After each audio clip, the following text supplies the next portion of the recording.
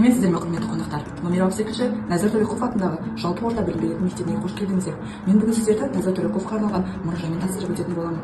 Жалпы біздің мектебімізге берілген жыл 2010 жылы. Осы жылдан бастап бізде Нәзір Төреқұловқа арналған көптеген факультатив сабақтар және әр жыл өтілетін көптеген мерекелік іс-шаралар өтілетінін айтып өтсем.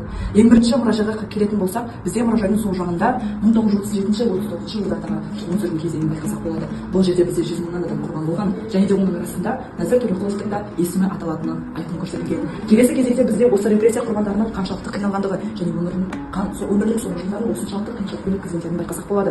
Бұл жердегі суреттерді біздің мектептің тарихшылары барып арнайы зерттеп, оларды біздің осы мұражайға алып келіп көрсеткен. Және астымыздағы бізде Нәзір Төреқұловты зерттеген адамдардың жазбалары және де көптеген еңбектері. Бұл жерде көбінесе еңбектерін қалдырған Тайыр Мансел деген кісі болған. Келесі кезекте бізде Нәзір Төреқұловтың халықаралық қайырымдылық қоры деген атты ерекше сыйлығымызды атап өтпесек болмайды. Өйткені бұл сыйлықты бізге Әбдіжәлел есімді атамыз осы сыйлықтың біздің мұражайымыздың ашылуына арнайы қалдырып кеткен болатын.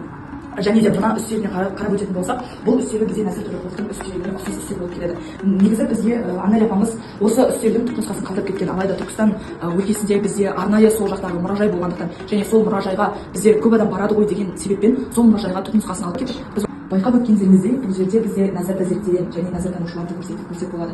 Атап өткендеріміздей, Әдмашұлы Жолтай, Мархабат Байғұт, Ергөбек Құлбек секілді адамдар Нәзірді танып, оны біздің заманға дейін жеткізіп отырған керемет ақын жазушыларымыз. Және де біздің бұл жерде арамызда біздің директорымыз Самира Дутағыз да Нәзір туралы көптеген мұражайларға барып, сол мұражайлардан білгендерін біздің мектепке келіп, нәзіртану деген факультатив сабақтарды үйреткенін атап өтпесек болмайды. Келесі жерде бізде Нәзір Төреқұловтың мемлекет қайраткері екеніне дәлелдеп болатын осындай қолжазбалар, мұрағаттарын қарастырып болады. Бұл мұрағаттардың арасында Нәзір Төреқұловтың Қазақстанға деген сіңірген еңбектерін қараймыз.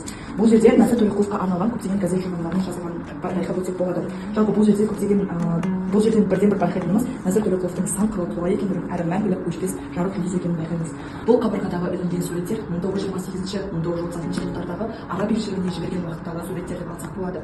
Сол кездері дипломатиялық қызметкермен осы Нәзір Төреқұлов араб еліне барып, бұл жердегі Шейх Хусейнмен бірге достық қарым-қатынас жасаған. Және осымен өте қатты достасып, әрқашанда Нәзір Төреқұлов Шейх Хусейннің оң жағында отыратын болған. Байқап өткендеріңіздей, достық бізде жалпы көбінесе оң жақта жақсы болып өтетіндіктен, осы оң жағы киелі деп есептелгендіктен Нәзір Төреқұлов әрқашанда оң жағында отырғаны көрсетіледі.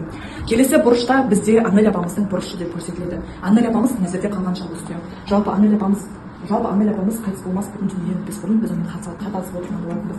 Және сол хат алысып отырған шағымызда соңғы рет бізде Самира Дутағызы, біздің директорымыз, Мәскеуге арнайы Анель апамызды іздеп барып, сол іздеп барған кезінде Анель апамызбен әңгімелесіп отырып, әңгімесінің арасында өзінің соңғы өтінішін айтты. Яғни өзінің әкесінің елінде туған жерінде жерленгенін қалайды.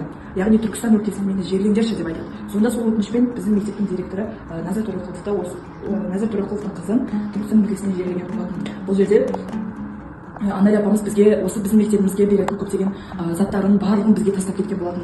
Көптеген дорбаларын, осындай үстелін де тіпті тастап кетіп, бізге арнайы сеніммен қалдырып кеткен болатын. Бұл қабырғада Ыбырай қажының суреті көрсетілген. Яғни Ыбырай қажының не үшін деп ойласаңыздар, біздің мектебіміздің Нәзір деп аталуына бірден бір үлесін қосқан осы Ыбырай қажы болғандықтан біз міндетті түрде бұл кісіні атап өтуіміз керек. Тіптен келмесек те осы мектептен бөлек бізде Түркістан қаласындағы Нәзір атындағы медресенің өзін осылай Нәзір деп аталуының өзінде осы кісі септігін тигізген болатын. Және Нәзір Төреқұлов туралы қаншама жылдар бойы зерттеген. Бұл кісіге зерттеу деп атаған Нәзір Төреқұловтың жақын досы. Сол кезде Ыбырай қажыға өтініш білдірген. Нәзірдей кісіні зерттемесек болмайды деп өзінің өтінішін қалдырғаннан кейін Ыбырай қажы оның өтінішін жерге тастай алмай, осы өтінішпен бірге Нәзір Төреқұловты әлемге дейін зерттеп келген. Қазіргі уақытта Ыбырай қажы атамыз тірі емес, бірақ тірі болған кездерінде оның осындай зерттеулерін атап өтпесек болмайды. Бұл жерде бізде Нәзір Төреқұловтың жетістіктері көрсетілген, ал мына жерде Нәзір Төреқұловтың қаншама қолжазбалары шыққан машинкасы бейнеленген. Осылайша Нәзір Төреқұловтың мұражаймен таныстыруым аяқталды, және де жарқ еткен жарық жұлдыздың осыншалықты көптеген қырлары бар екендігін